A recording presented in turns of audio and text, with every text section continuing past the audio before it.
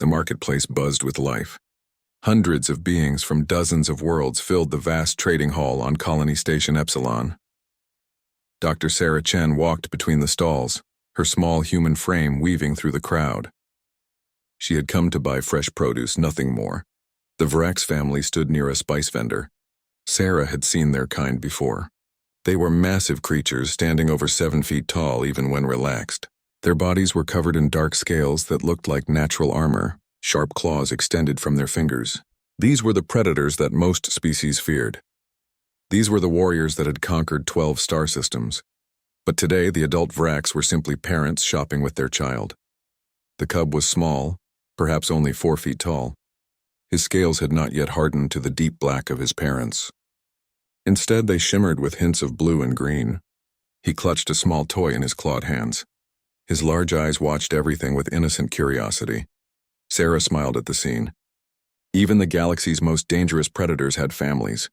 Even warriors had children who needed love and protection. The first explosion shattered the peaceful moment. Fire and smoke erupted from the east entrance. People screamed. The crowd surged in panic, pushing and trampling in their desperation to escape. Sarah was knocked sideways into a stall. She grabbed the edge to keep from falling. More explosions followed. These were not accidents. This was an attack. Through the chaos, Sarah saw the Vrax family. The parents were trying to shield their cub, but the panicked crowd tore them apart. A massive Drell merchant crashed between them. The father roared and tried to push through. The mother screamed her child's name. The cub was alone, separated, terrified. Then Sarah saw the gunman. 3 figures in black armor pushed through the crowd. They moved with purpose while everyone else ran in blind panic. Their weapons were raised. They were scanning, hunting. One of them spotted the Vrax cub.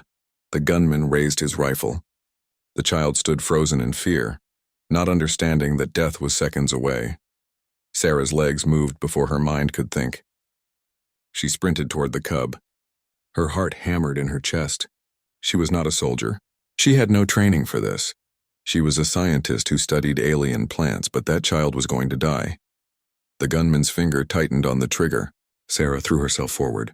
She wrapped her arms around the small Vrax cub and twisted, putting her body between him and the weapon. The first bullet hit her shoulder. The impact spun her halfway around. The second bullet struck her chest. Then came the third. The fourth. She felt each one like a hammer blow. Her body jerked with each impact. She kept her grip on the cub. She would not let go. The fifth bullet shattered her ribs. The sixth tore through her abdomen. She fell to her knees, still holding the child against her. The seventh bullet hit her back as she curled around him. The eighth and final bullet struck her side. Sarah collapsed onto the cold station floor. Blood pooled beneath her. The world became a blur of pain and fading sounds. She could feel the cub trembling in her arms. Still alive. Still safe, station security finally arrived. Gunfire erupted as they engaged the terrorists. Sarah heard shouting, but the words made no sense. Everything felt distant, as if she were falling down a deep well. Strong hands pried the cub from her weakening grip. Someone was screaming. It took Sarah a moment to realize it was the Vrax mother. The massive predator cradled her son, checking him for wounds. Finding none, she looked down at Sarah with eyes that held something humans rarely saw in Vrax faces. Grief, horror, understanding. The father knelt beside Sarah. His clawed hand, which could tear through metal, touched her face with impossible gentleness. He spoke in his own language, words Sarah could not understand. But she heard the tone, the gratitude, the sorrow. The child, Sarah whispered. Blood bubbled at her lips. Is he okay? Don't speak, a medic said suddenly beside her. We need to get her to surgery now. Sarah felt herself being lifted. The ceiling lights passed overhead in a strobing sequence. She tried to keep her eyes open. She tried to hold on, but darkness was pulling at her, cold and insistent. Her heart stopped before they reached the operating room. The medical team shocked her back to life. Her heart stopped again 12 minutes later on the operating table. Again they brought her back. They worked for 7 hours, removing bullets, repairing torn organs, trying to undo the damage of 8 point-blank shots. When they finally stabilized her, the chief surgeon removed his mask. His hands shook.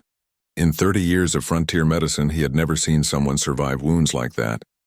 In the waiting area, The Vrax family stood like statues. The father's claws had carved deep grooves into his own palms. The mother held her son, refusing to let go. The cub stared at the operating room doors with eyes too old for his young face. They waited through the night. They waited through the next day. Station officials came and told them they could leave. They refused. This human had bled for their child. They would not leave her. On the third day, the surgeon emerged. He looked at the Vrax family. He saw their desperate hope. "She will live," he said simply. The mother's legs buckled. The father caught her. The cub began to cry, the first tears he had shed since the attack. They were tears of relief, of joy, of a debt that could never be repaid. Sarah Chen slipped into a medically induced coma. Her body needed time to heal. The doctors said she would sleep for weeks. They could not know that when she finally woke, nothing in her life would ever be the same. The video footage of her sacrifice was already spreading across human networks. Within days, billions had watched the small human scientist throw herself onto 8 bullets to save a predator's child. The galaxy was watching. And the galaxy was beginning to understand something about humans they had never quite grasped before. Some species fought because they were strong. Some fought because they were desperate. Humans fought for each other, even for children who were not their own. Even when those children belonged to monsters. The Vrax chieftain stood in the hospital corridor, watching the humans sleep through a window. His son's hand was in his. Together they kept vigil. In his language, the chieftain whispered an oath. His clan had a debt, a blood debt. The highest debt possible, they would repay it, no matter how long it took. Sarah woke to sunlight streaming through her apartment window. For a moment she lay still, confused. The last clear memory she had was the marketplace, the explosions, the child, the pain. She sat up slowly. Her body ached, but not the way she expected. These were the deep aches of healing wounds, not fresh injuries. She looked down at her arms. Bandages covered her skin in several places. When she touched her chest, she felt more wrappings beneath her shirt. How long had she been asleep? Sarah stood on shaky legs and walked to the bathroom. The mirror showed a stranger's face. She had lost weight. Her skin looked pale. Dark circles ringed her eyes. She lifted her shirt and saw the surgical scars crisscrossing her torso. 8 entry wounds. 8 times she should have died, the cub. Was he alive? She found her data pad on the bedside table. The screen lit up with hundreds of unread messages. News alerts. Interview requests. Messages from people she had never met. Sarah scrolled through them, not understanding. Then she saw the video. Someone had captured the marketplace attack. The footage was shaky and chaotic, but it showed everything. It showed her running toward the Vrax cub. It showed her wrapping her body around him. It showed her body jerking with each bullet strike. It showed her falling but never letting go. The video had been viewed 4 billion times. Sarah set down the datapad. Her hands trembled. She had not been thinking. She had simply acted. Why was this news? Why did anyone care? A thunderous knock shook her apartment door. Not a normal knock. Something heavy that rattled the frame. Sarah approached cautiously. She checked the security screen. What she saw made no sense. 5 massive figures stood in the hallway. They wore armor that looked ceremonial, covered in engravings and symbols. Each one stood over 7 feet tall. Their scaled skin was dark as midnight. Their eyes glowed with an inner light. Vrax warriors. In her building, Sarah opened the door. The warriors immediately dropped to one knee, a motion that looked wrong for such large creatures. Behind them stood 2 more Vrax. These wore robes instead of armor. The males' robes were deep red. The females were midnight blue. Between them stood a small Vrax cub with scales that shimmered blue and green. The child she had saved. Dr. Sarah Chen, the male in red robes said. His voice was deep and rumbling, but he spoke perfect English. I am High Chieftain Vexnar of the Vrax War Host.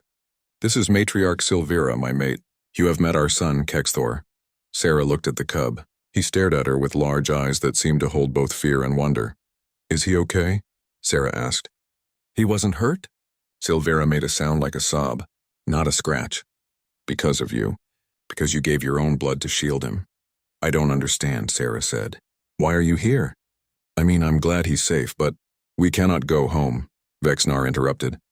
Not yet. Not until we have repaid the blood shield debt. The what? The chieftain glanced at his mate. She stepped forward. In our culture, when someone takes wounds meant for another, especially for a cub, a sacred bond is formed. You did not just save our son. You bled for him. You died for him. Twice your heart stopped beating while our son lived. This creates the highest debt our people recognize. Sarah shook her head. I don't want anything. I just did what anyone would do. The 5 warriors made a sound together, something between a growl and a laugh. Vexnar's eyes widened. Anyone? Dr. Chen, do you truly not understand what you did? I protected a child. You protected a Vrax cub, Silvera said softly. Your people know us as predators, as conquerors, as the species that has waged war across 12 systems. You are human, fragile, soft.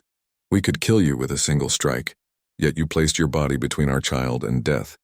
You took 8 bullets, bullets that would have barely wounded our son's natural armor. Bullets that nearly killed you.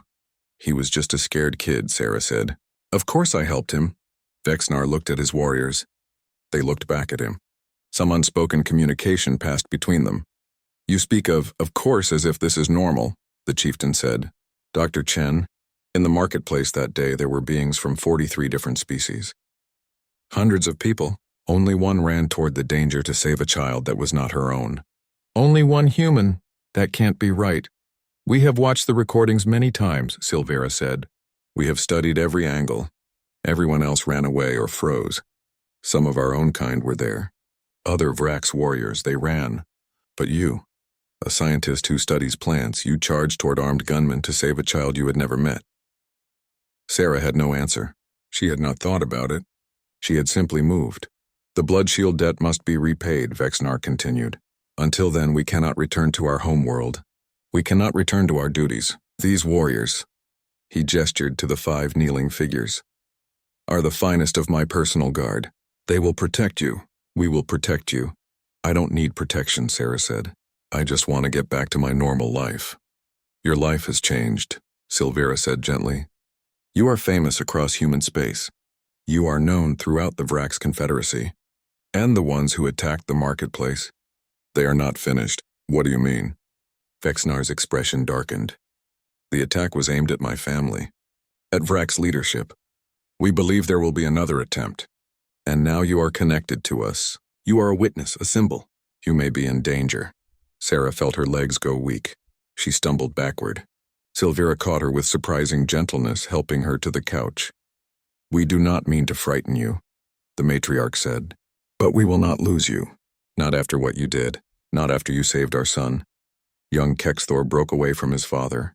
He approached Sarah slowly, carefully. When he reached her, he held out his small clawed hand. In it was a crystal pendant on a chain. This was mine, he said in a small voice. My first honor, Crystal. I want you to have it. Because you are brave. Braver than anyone. Sarah took the crystal. It was warm in her palm. She looked at this child she had saved and felt something break inside her chest. Not pain, something else. She had not saved a child in so long. She had not been able to save the one that mattered most. Thank you, Sarah whispered. But you should keep this. It's yours. You are family now, Kexthor said simply. Family shares everything. Sarah looked up at the parents. At the warriors. At these massive predators who had knelt before her. She did not understand their ways. She did not understand this debt they spoke of. But she understood the look in their eyes. How long will you stay? Sarah asked. Until the debt is repaid, Vexnar said. However long that takes. Sarah looked around her small apartment. Looked at the 5 armored warriors who would not fit through her door all at once. Looked at the family who had just called her family. Her quiet life was over. She had saved one child and somehow bound herself to an entire clan of warriors. Outside her window, she could see her neighbors gathering. People were pointing, taking pictures. Word was spreading that the Vrax chieftain himself was at her door. Sarah closed her eyes. 3 weeks ago, she had been no one. Just a xenobiologist studying alien plants on a frontier colony. Now she was famous. Now she had a debt she did not ask for and protectors she did not want. But when she looked at Kexthor, at his innocent eyes and grateful smile, she could not regret what she had done. Okay, Sarah said quietly. I guess we figure this out together. Silvera touched Sarah's shoulder. You are not alone anymore. You gave us our son. We give you our strength. The warriors rose as one. They moved to take positions around her apartment building. Sarah watched them go and realized her world had just become much bigger and much more complicated.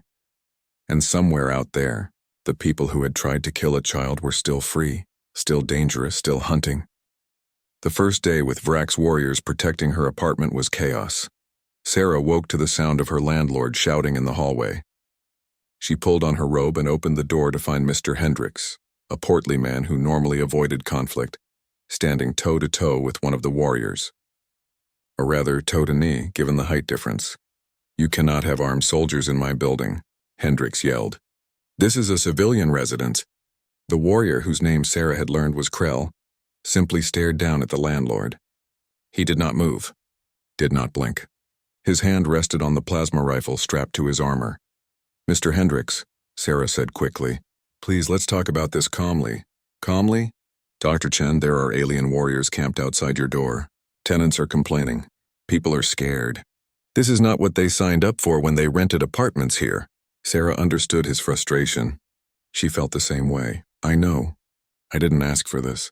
But they won't leave." "Then you have to leave," Hendricks said, his voice dropping to something like sympathy. "I'm sorry, Dr. Chen, I really am. What you did was heroic. But I have a building to run.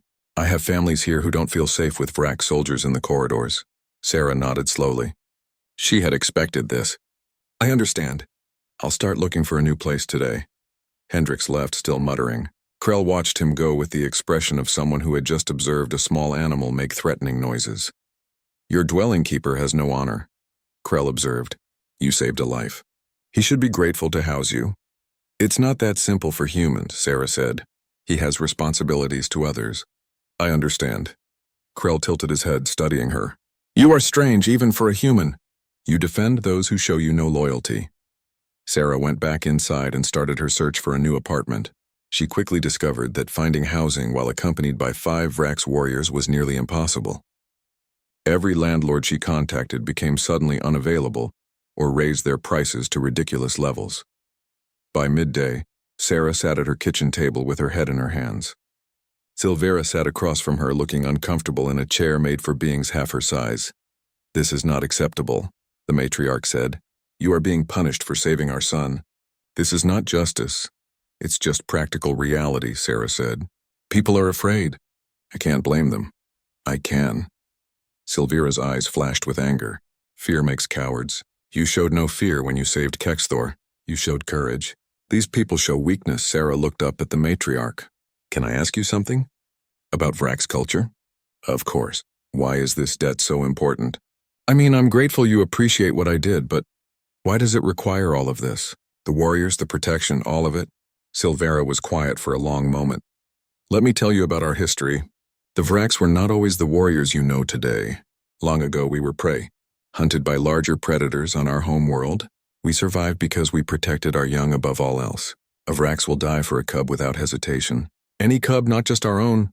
"That sounds like what I did," Sarah said. "Yes. But you are not Vrax.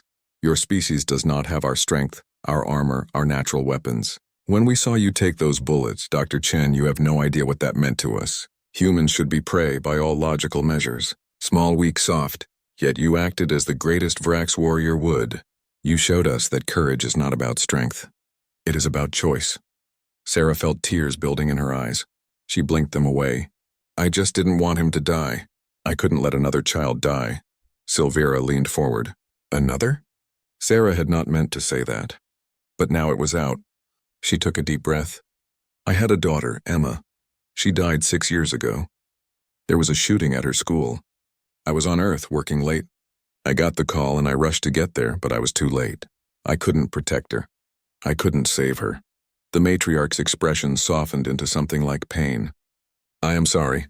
No parent should lose a child. That's why I came out here to the colonies," Sarah continued. "To get away from Earth, from the memories, from the guilt. I couldn't save Emma, but when I saw your son in danger..." She trailed off. "You could not let it happen again," Silvera finished gently. "You saved the child you could save." "I don't know if that makes it better or worse," Sarah admitted. "But yes." Silvera reached across the table and took Sarah's hand in her own clawed grip. Despite the dangerous talons, her touch was gentle. "You carry a wound that never heals. I understand. But Dr. Chen, what you did for Kexthor was not about replacing your daughter. It was about honoring her memory. You showed that her mother is someone who protects children. Any children. All children. Sarah let the tears fall now. She had not cried about Emma in years. She had buried the grief so deep that she thought it was gone. But Silvera's words had found it, brought it to the surface. She would be proud of you, the matriarch said quietly.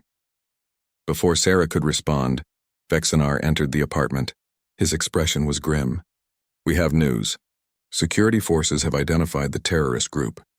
They call themselves the Purity Front. They believe that predator species like the Vrax should be eliminated from the galaxy. Eliminated? Sarah asked, wiping her eyes. They want genocide, Vexinar said bluntly. They have attacked Vrax colonies before.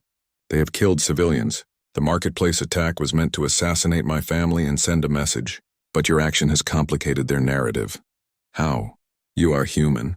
Humans are considered prey species by most of the galaxy's measure, yet you saved a Vrax cub.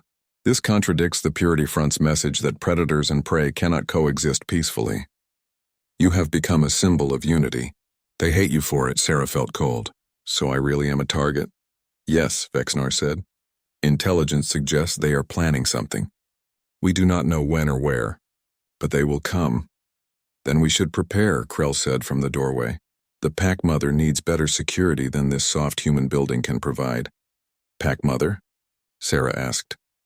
Krell looked embarrassed, which was strange to see on a creature so large and dangerous. It is what the warriors call you.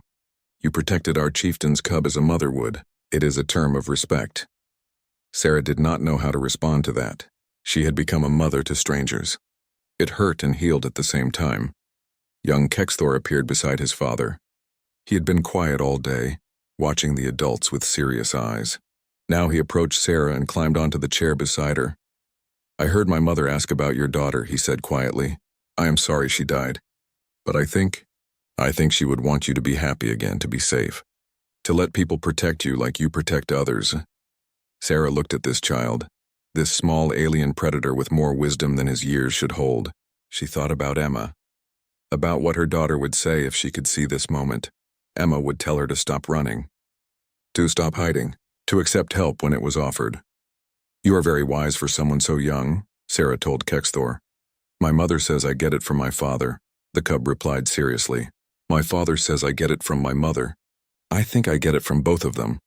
That made Sarah smile, a real smile, for the first time in days. I think you're right. Vexinar cleared his throat. Dr. Chen, we would like to offer you a solution to your housing problem. The Vrax Confederacy maintains a diplomatic compound in this city. It is secure, spacious, and you would be welcome there until we can arrange something more permanent. I can't just move into an alien embassy, Sarah protested. Why not? Silvera asked. You are under our protection. We have the authority to offer you sanctuary, and it solves your immediate problem.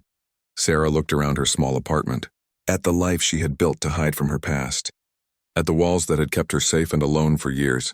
Maybe it was time to tear down those walls. Okay, she said. Let's do it. Krell actually smiled, showing rows of sharp teeth. The Pack Mother shows wisdom. We will move your belongings today. By nightfall, you will be in a place where we can truly protect you. As the warriors began organizing her move with military efficiency, Sarah sat with Kexthor and watched them work. The cub leaned against her, comfortable in her presence. Are you scared? He asked quietly. A little, Sarah admitted. Are you? A little, Kexthor echoed. But my father says that courage is not the absence of fear. It is acting despite fear. Your father is right. I know, the cub said confidently. He is the chieftain, Sarah laughed. It felt good to laugh. It felt like healing. Outside, her neighbors watched as Vrax warriors carried her furniture to waiting transports. Some looked afraid. Some looked angry. But some looked curious, interested, hopeful.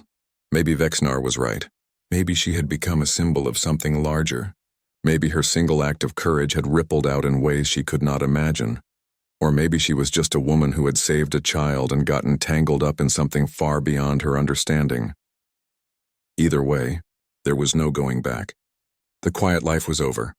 Whatever came next, she would face it with an alien family who had claimed her as their own.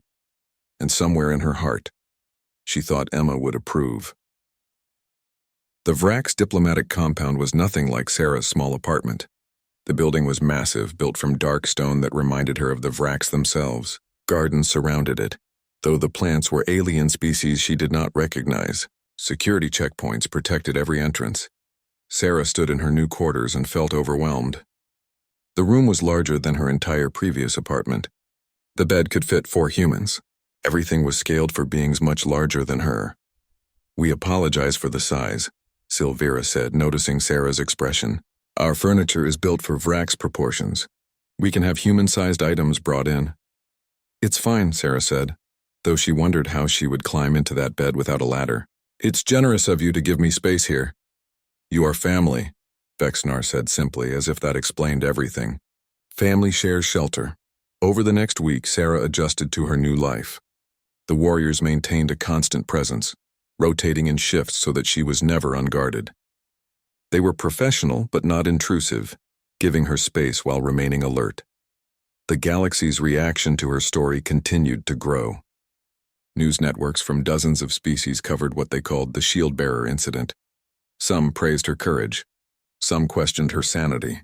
Some analyzed what it meant for interspecies relations. Sarah tried to ignore it all. She returned to her work, accessing her research files remotely. Studying alien botany was simple compared to her current situation. Plants did not have cultural debts or terrorist enemies, but the Vrax would not let her hide completely. "You need to learn to defend yourself," Krell announced one morning. He stood in her doorway, arms crossed, looking immovable. "I'm a scientist, not a soldier," Sarah protested.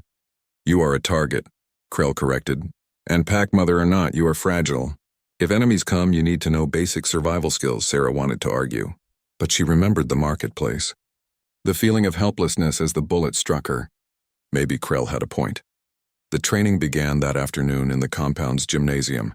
Sarah faced 5 Virax warriors, all of whom looked like they could snap her in half without effort. "We will start simple," Krell said. "Show me how you would block an attack." Sarah raised her hands awkwardly. Krell moved, slow and deliberate, extending his massive arm toward her. Sarah tried to deflect it. She might as well have tried to deflect a tree trunk. Krell's arm barely moved. Sarah stumbled backward. The warriors made sounds that might have been laughter or encouragement. Sarah could not tell. "Again," Krell said. They practiced for an hour. Sarah was sweating, exhausted and thoroughly convinced she would never be able to defend herself against anything larger than a house cat. The warriors, in contrast, barely seemed to notice the exertion. "You are too tense," Silvera said, arriving with Kexthor. "You fight against your own body."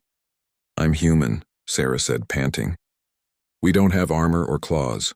How am I supposed to fight a Vrax warrior?" "You are not meant to fight," Silvera said. "You are meant to survive long enough for help to arrive. There is a difference." She stepped into the training area. "Krell, attack her as you would attack an enemy." Krell hesitated. "Matriarch, I might hurt her." "Do it," Sarah said, straightening. If she was going to learn, she needed to face something real. Krell moved. Fast. Sarah barely registered the motion before his hand was reaching for her throat. Training took over. Instinct from the drill they had practiced. She dropped below the reach, twisted sideways, used Krell's momentum to move past him rather than against him. It was not graceful. It was barely effective, but she was out of the immediate danger zone. "Better," Silvera said. "You will not win a fight, but you can make yourself difficult to catch." That is the lesson. They continued training. Day after day, Sarah's body ached constantly. She found muscles she did not know she had, but slowly, incrementally, she improved.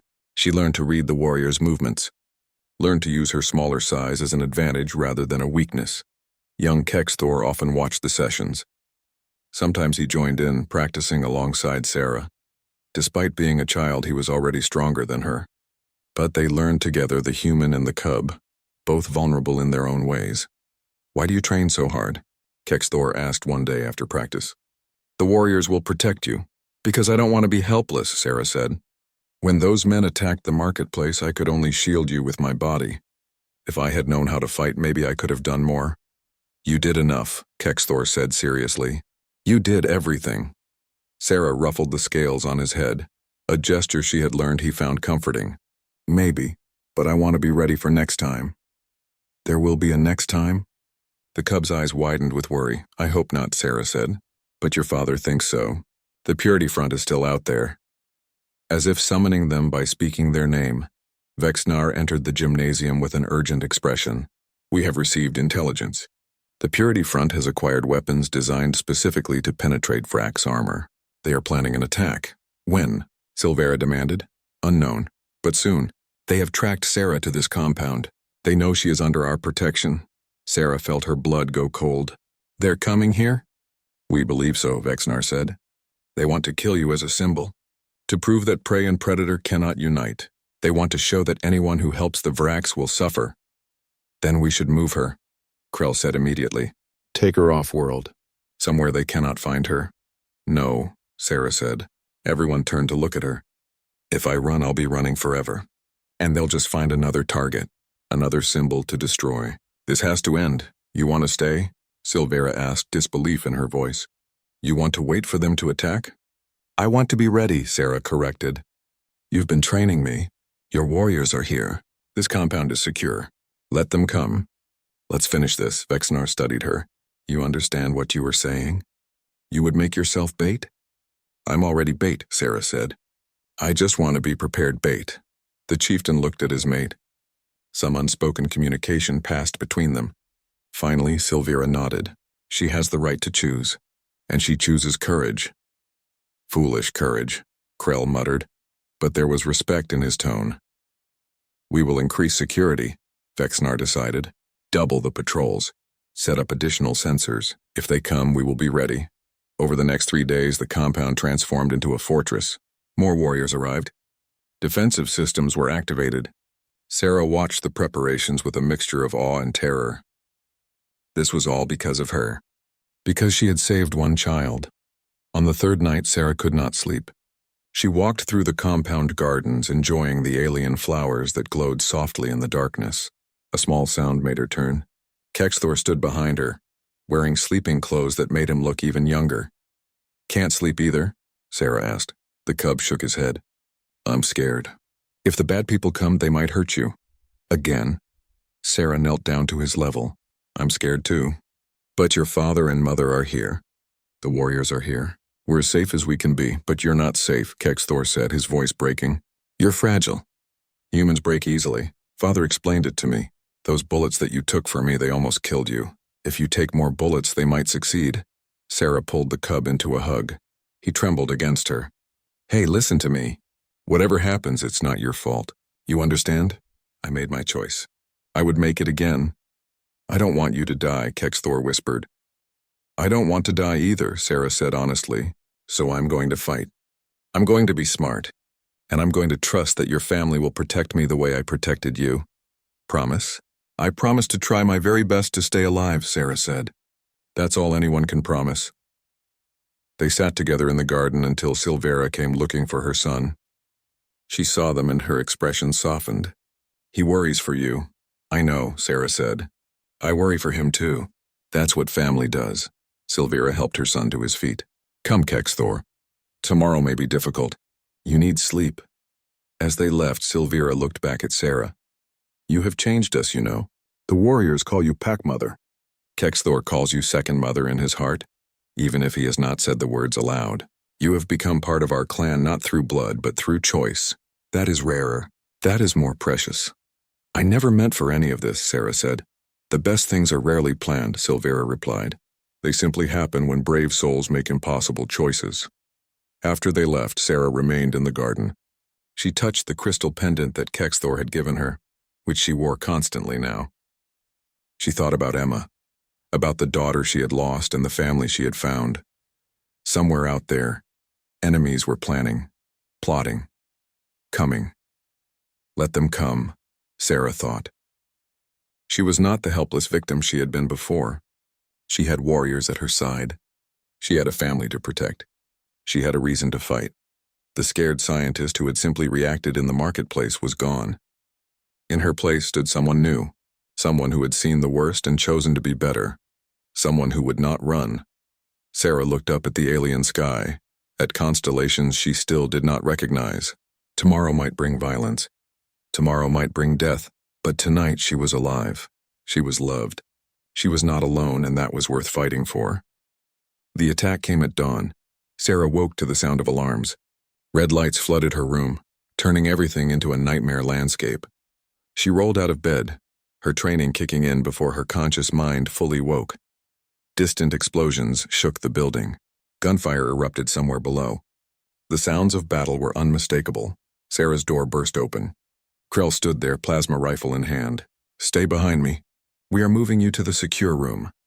"What about the family?" Sarah demanded. "Where are Vexenar and Silvera? Where is Kexthor?" The chieftain and matriarch are organizing the defense. "The cub is already in the secure room." "Now move." Sarah followed Krell into the corridor. 2 more warriors flanked them, weapons raised. The sounds of combat grew louder. She could hear the distinctive roar of Varax's warriors engaging enemies. She could hear screams, both alien and human. They reached a stairwell. Krell moved down first, checking each level.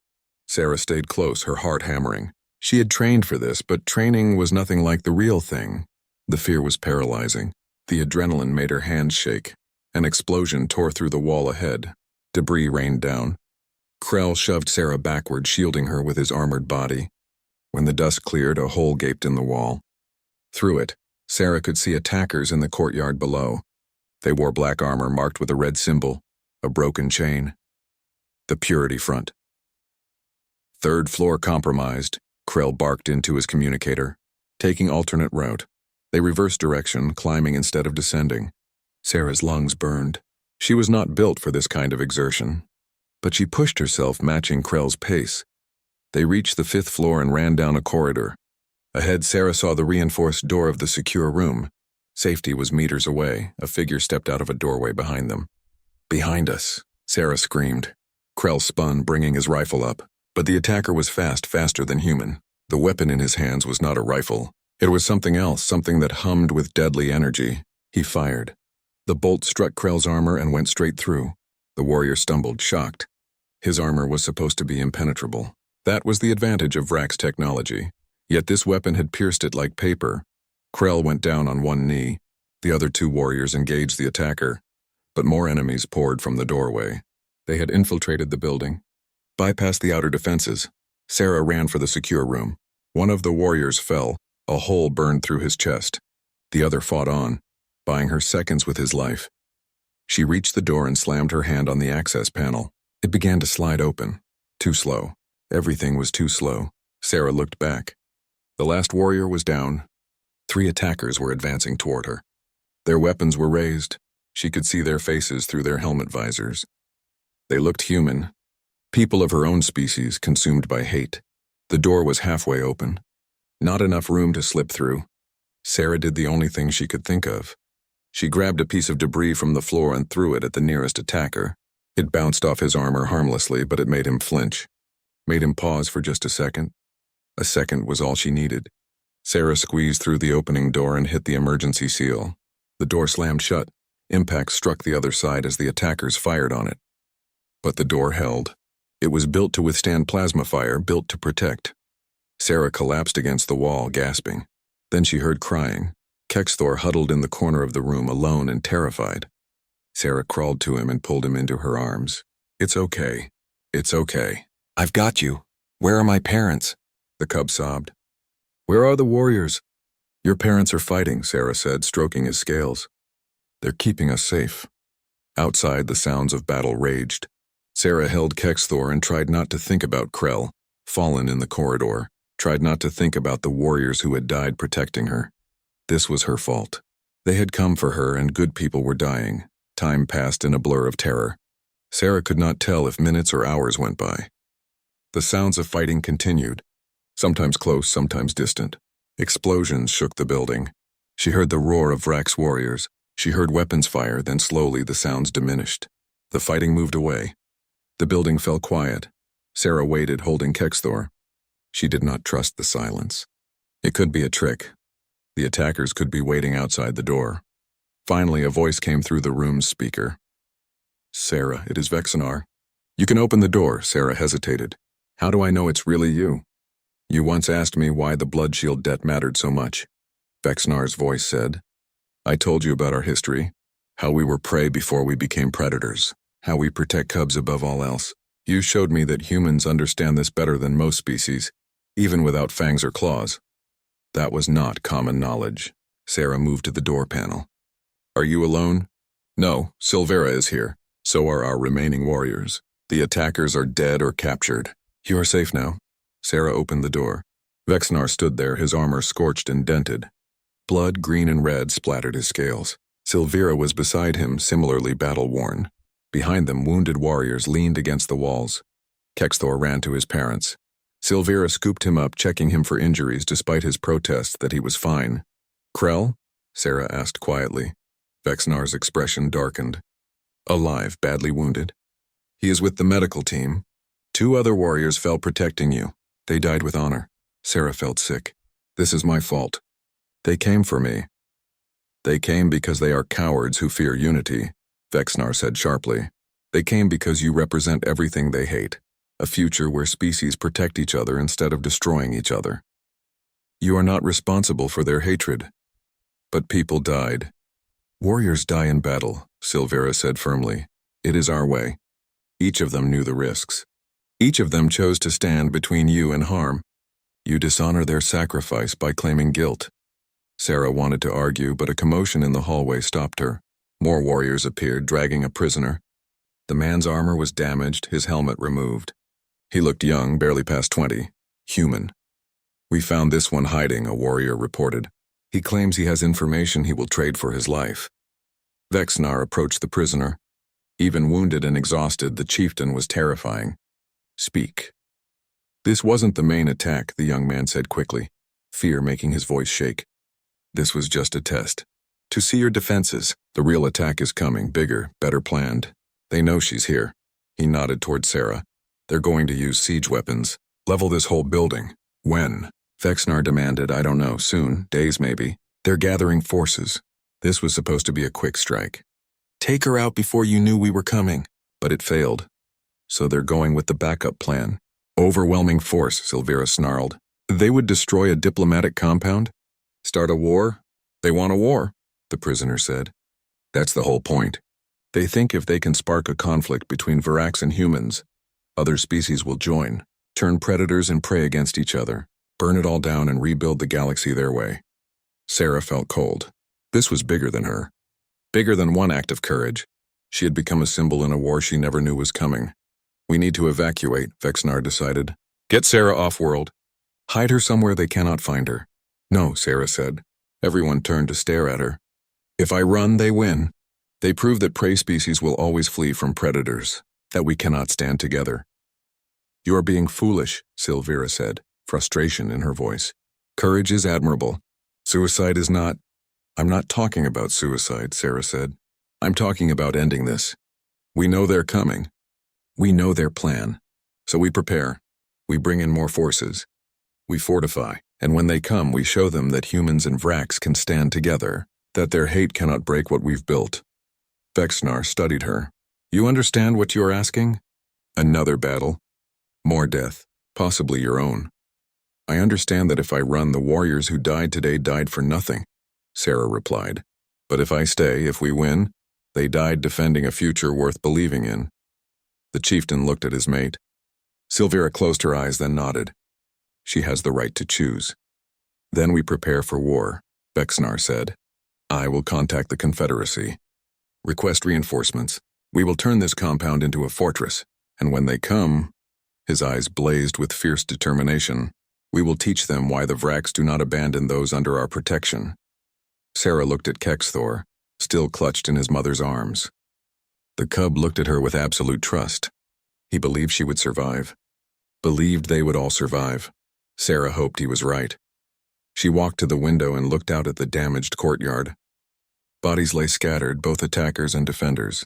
Smoke rose from destroyed sections of the building. This was the cost of hate. This was what the Purity Front wanted to spread across the galaxy. She touched the crystal pendant at her throat.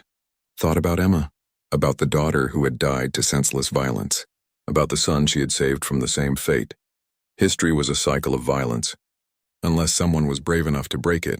Sarah had broken it once, in a marketplace without thinking.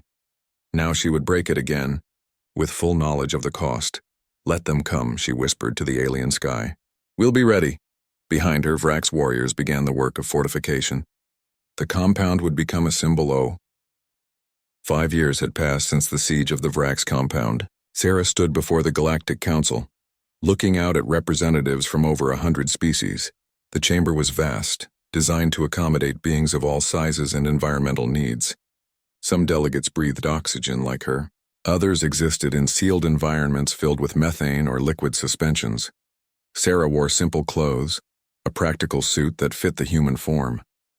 At her throat hung the crystal pendant that Kexthor had given her, now accompanied by a second crystal, this one deep black. The Vrax blood shield medal, their highest civilian honor. Behind her stood 5 Vrax warriors in full ceremonial armor. These were not just guards. They were her adopted clan brothers, warriors who had fought beside her in the siege that followed that dawn attack. Krell was among them, bearing scars but alive. Beside Sarah stood Kexthor, no longer a cub but a young warrior in training. At 9 years old by Vrax reckoning, he stood nearly 6 feet tall. His scales had darkened to deep obsidian, though hints of blue still shimmered when light caught them right. He wore the armor of a cadet, training to join the war host like his father before him. Ambassador Chen, the council speaker said, her translator rendering the words in standard Galactic. You have been summoned to provide testimony on the proposed Unity Accords. Please proceed. Sarah stepped forward to the speaker's platform. Her voice would be heard across the galaxy, broadcast to billions of beings. Once that thought would have terrified her. Now it simply felt like responsibility. 5 years ago, Sarah began, I was a xenobiologist studying alien plants on a frontier colony. I was nobody important. I had no political power, no military rank, no special skills that made me valuable to the galaxy. I was just a human trying to live quietly after losing someone I loved. The chamber was silent. Even the constant background noise of alien conversation had ceased. Then I saw a child in danger. A Vrax child, a species most of the galaxy fears. I did not think about politics. I did not consider species barriers. I only saw a small, scared being who was about to die. So I acted. I put my body between him and death. Sarah paused, remembering the marketplace. The sound of gunfire. The impact of bullets. The weight of Kexthor in her arms. I took 8 bullets that day. I died twice on the operating table. When I woke up, I discovered that my simple act had consequences I never imagined. The Vrax declared a blood shield debt, a sacred obligation in their culture.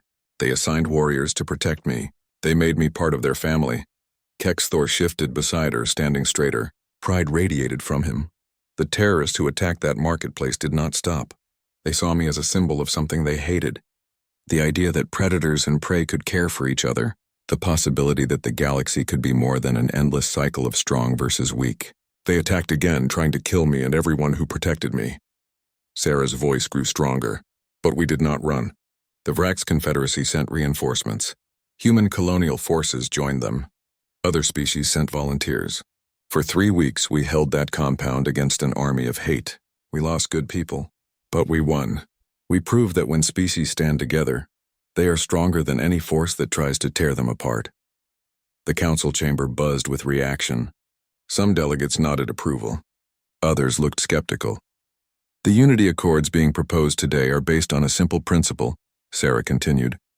The principle I demonstrated in that marketplace. We are stronger together than apart. Predator species and prey species are labels that no longer serve us. We are all people. We all love our children. We all bleed when cut. We all die when we are not protected. She gestured to the Vrax warriors behind her. These warriors are my brothers, not by blood but by choice. They have protected me with their lives. I would do the same for them. This is what the Accords propose. A galaxy where such bonds are not unusual but normal, where a human can stand beside a Vrax, a Drell beside a Kelvin, where species protect each other because it is right, not because they are forced. A delegate from the Kelvin assembly stood. The insectoid being's translator crackled. Beautiful words, Ambassador. But words are not reality. Your case is singular, an exception. The Vrax protect you because of a cultural debt. This does not translate to broader society. Sarah smiled. You are wrong. In the 5 years since the siege, applications to the Vrax Confederacy's cultural exchange program have increased by 4,000%. Not just from humans, but from dozens of species. People want to understand each other. They want to build bridges. My story gave them permission to try. She pulled up a holographic display. Images appeared above the speaker's platform. This is the Friendship Station, built in orbit around the colony world where the attack happened. It is staffed by mixed-species crews. Humans work alongside Vrax, Drell beside Kelvin. Children of all species play together in the station's gardens. More images appeared. These are the SHIELD schools, educational programs started by volunteers. They teach what I taught inadvertently, that courage is not about strength, that protecting others is a choice available to everyone, regardless of size or power. And this, Sarah said as a final image appeared, is the memorial to those who fell defending the compound. It lists names from 7 different species, warriors and civilians, people who chose to stand against hate. Their families have formed bonds that cross species lines. They visit each other's worlds. Their children call each other friends. Sarah looked directly at the Kelvin delegate. My case is not singular. It was the spark. But the fire it started burns across the galaxy now. The Unity Accords would simply make official what is already happening. People want to unite. We are offering them the framework to do it. Vexnar stepped forward, his massive form commanding attention. The Vrax Confederacy fully supports the Unity Accords. Ambassador Chen speaks truth. She changed my people. We were warriors who believed strength was all that mattered. She showed us that courage exists in many forms, that a small fragile being could possess a warrior's heart. This lesson has transformed how we see ourselves and others. Silvera joined her mate. I speak as both matriarch and mother. My son lives because a human chose to protect him. That debt extends beyond our family. It extends to all of humanity, to all species who would choose compassion over fear. The Accords honor the sacrifice of all who have fought for unity. I urge this council to pass them. Kexthor looked at Sarah seeking permission. She nodded. The young warrior stepped forward. I am Kexthor, son of the chieftain, he said, his voice still finding its adult register. When I was small, I nearly died. Sarah Chen saved me.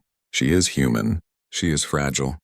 She had every reason to run, but she did not. She taught me that true strength is not in claws or armor. It is in choosing to protect those who cannot protect themselves. He paused, and Sarah saw tears in his eyes. Vrax rarely cried. She is my second mother. I love her as I love my birth parents. If the Unity Accords pass, other children across the galaxy will have the chance to know beings from different species as family. They will grow up without the fear and hate that nearly killed me. I beg this council to give them that chance. The chamber erupted in discussion. Delegates argued in dozens of languages. The translator system struggled to keep up. Sarah stood quietly, letting them debate. This was out of her hands now. The council speaker called for order. The council will vote. All those in favor of the Unity Accords? Lights appeared across the chamber. Green for yes, red for no, yellow for abstain. Sarah watched as the count climbed. Her heart hammered. This was it. Everything she had suffered, everything the warriors had died for, came down to this moment. The final count appeared. 68, yes, 32 no, 12 abstain. The Unity Accords had passed. The chamber exploded with sound. Some cheered. Some protested. Sarah felt Kexthor grab her hand, squeezing tight. She looked at him and saw pure joy on his face. We did it, he whispered. Second mother, we did it. Sarah pulled him into a hug, not caring that he now stood taller than her. You did it. You all did it. I just started the conversation. Krell approached, his scarred face split in a rare smile. The Pack Mother is too humble, but we will forgive this as it is a human trait. Sarah laughed through tears. Thank you. Thank you all for protecting me, for believing in this. You protected us first, Krell said simply. We merely returned the favor. In the weeks that followed, Sarah's life became a whirlwind of activity. She traveled to different worlds, speaking about the Accords, helping to establish the framework for implementation. Everywhere she went, people wanted to meet her, the shield bearer, the human who had changed the galaxy. But her favorite moments were the quiet ones, sitting with the Vrax family in their quarters, teaching Kexthor about Earth plants and hearing him teach her about Vrax history. Training with Krell and the warriors, her skills now actually competent rather than just survival level. One evening, she stood in the gardens of the Vrax homeworld, looking up at their 3 moons. Silvera found her there. You are thinking of your daughter, the matriarch said. It was not a question. I am, Sarah admitted, wondering what she would think of all this, of who I have become. She would be proud, Silvira said, as we are proud. I couldn't save her, Sarah said quietly. But maybe I saved others.